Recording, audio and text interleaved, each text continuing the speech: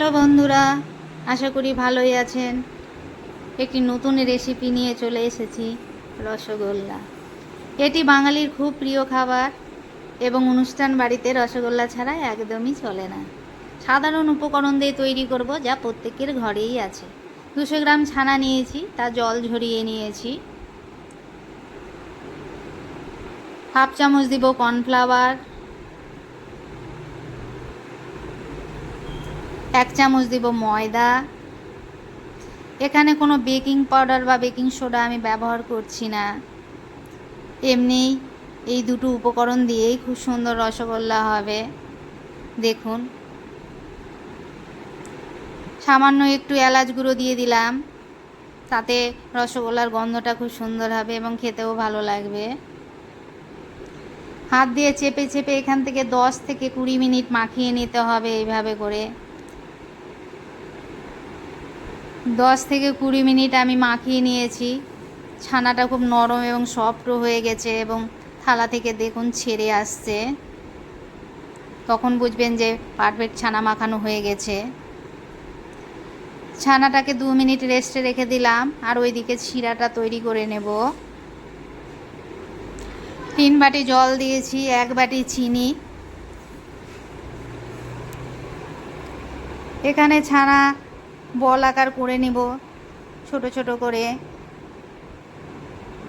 এই রসগোল্লা তৈরি করতে বেশি কিছু উপকরণ লাগে না, প্রত্যেকের বাড়িতেই তৈরি করা যায় এবং সামান্য উপকরণই লাগে।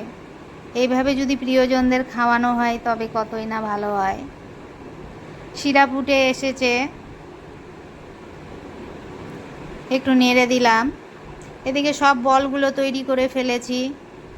একে একে এখন শিরার ওপরে ছেড়ে দেব। গ্যাসের ফ্লেম হাই রাখতে হবে, একে একেই ছাড়তে হবে। একসাথে কিন্তু সব বলগুলো ছাড়া যাবে না।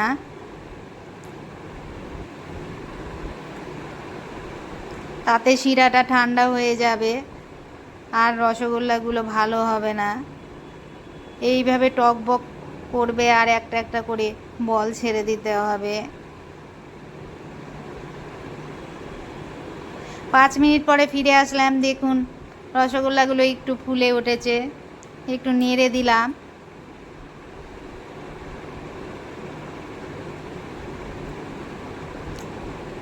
আরও 5 মিনিট পরে ফিরে আসলাম। দেখুন, আর একটু রসগোল্লাগুলো ফুলে উঠেছে। একটু নেড়ে দিলাম। এবার দেখুন, আরও 5 মিনিট পর ফিরে আসলাম। রসগোল্লা একদম ফুলে টপটপ হয়ে গেছে এবং তৈরি হয়ে গেছে আমার রসগোল্লা। এইভাবে বাড়িতে বানান এবং আপনার প্রিয়জনদের খাওয়ান। দেখুন কত সুন্দর গোল গোল হয়ে গেছে। ভালো থাকুন, সুস্থ থাকুন। আবার দেখা হবে আরেকটি নতুন রেসিপিতে।